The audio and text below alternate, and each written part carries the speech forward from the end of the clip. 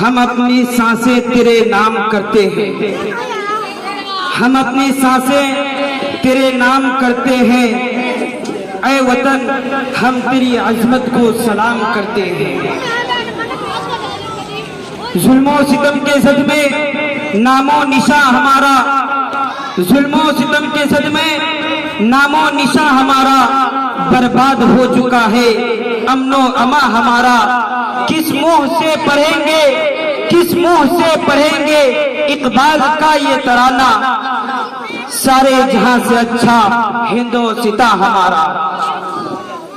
وبہ نستعین، اما بعد، میرے عزیزان وطن، آج 26 جنوری کی تاریخی دن ہے۔ ہم آزادی کی حسین خوشی منانے کے لیے یہاں اکٹھا ہوئے ہیں۔ سارے ہندوستانیوں کو یہ خوشی مبارک ہو میرے عزیزان وطن، لیکن آج یہ خوشی ایک لمحہ فکریہ یہ بھی ہے کہ ہمارا ملک 77 سال پہلے آزاد ہوا، 100 سال کی طویل جد و جہد اور بے مثال قربانی کے بعد یہ آزادی حاصل ہوئی۔ یہ قربانی کس کی تھی؟ آزادی کی چنگاری کو کس نے شعلہ جوالا بنایا؟ برادران وطن کب سے ہمارے ساتھ ہوئے؟ ان تمام سوالوں کا جواب تاریخ کے اوراق سے پوچھئے، وہ اوراق آپ کو جواب دیں گے۔ آزادی کی تاریخ ایک ایسی حقیقت ہے جس کو فنا نہیں کیا جا سکتا۔ کون نہیں جانتا آزادی کی سب سے پہلی آواز شاہ ولی اللہ نے بلند کی تھی۔ شاہ عبدالعزیز نے انگریزوں کے خلاف پہلا فتویٰ دیا تھا۔ سید احمد شہید، مولانا اسماعیل شہید نے بالا کوٹ کے میدان میں آزادی کے لیے سب سے پہلی مرتبہ گردن کٹائی تھی۔ سراج الدولہ سن پر نظرہ پیش کیا تھا۔ ٹیپو سلطان شہید نے میسور کی دھرتی پر پہلی مرتبہ خون کا نظرہ پیش کیا تھا۔ حضرت مہاجر مکی اور قاسم نانوتوی نے شاملی کی میدان اور دیوبند کی خونی مسجد کو اپنے نفس حرارت سے گرم کیا تھا۔ تو کوئی کیسے کہہ سکتا ہے کہ اس آزادی کی طویل جد و جہد میں کوئی برادران وطن ہمارے ساتھ تھے؟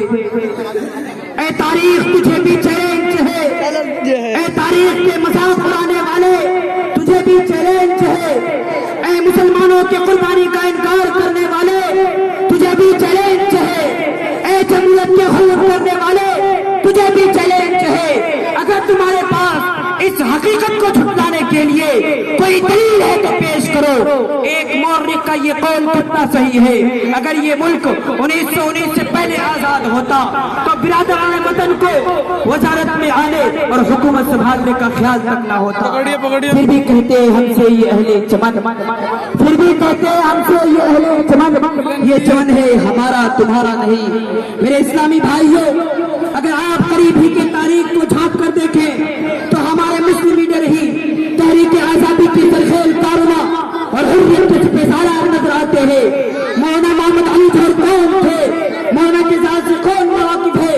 شیخ الاسلام مولانا مدنی کے علاوہ سینکڑوں سرخیل علماء کرام جو مسلم سورما ہے، جنہوں نے اس جنگ کی آزادی کے لیے جلیانوالہ والا باغ میں ہمارے سینے چھلنی ہوئے، لکھنؤ میں ہمارے نوابی کا خاتمہ ہوا، پھر بھی ہم سے گلہ ہے کہ وفادار نہیں، پھر بھی ہم سے گلہ ہے کہ وفادار نہیں۔ ارے ہم وفادار نہیں تو بھی تو دلدار نہیں۔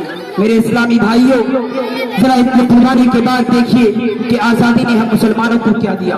خون آگ آنسو، آج 77 سال میں مسلمانوں کے جتنے گھر ویران کیے گئے، جتنے گردنیں کاٹی گئی، جتنی عورتیں بیوہ ہوئی، جتنے بچے یتیم ہوئے، غلامی کے 150 سالہ دور میں بھی مجھے اس بات کی شرم آتی ہے کہ آج ہمیں ودیسی کہا جاتا ہے، پاکستانی اور بنگلہ دیشی گھسپیٹیاں ہونے کا الزام لگایا جاتا ہے، ہمیں ایک گراوا لقمہ سمجھایا جاتا ہے، ہمارے دین علماء جیسی علومی مراکز پر چھاپا ماریاں ہو رہی ہے، ہمارے مذہب حقوق اور آئین و دستور شریعت کو کچلا جا رہا ہے۔ حد تو یہ ہے کہ ہمارے مسجدوں کو توڑ کر رام للہ کی مورتی بیٹھائی جا رہی ہے۔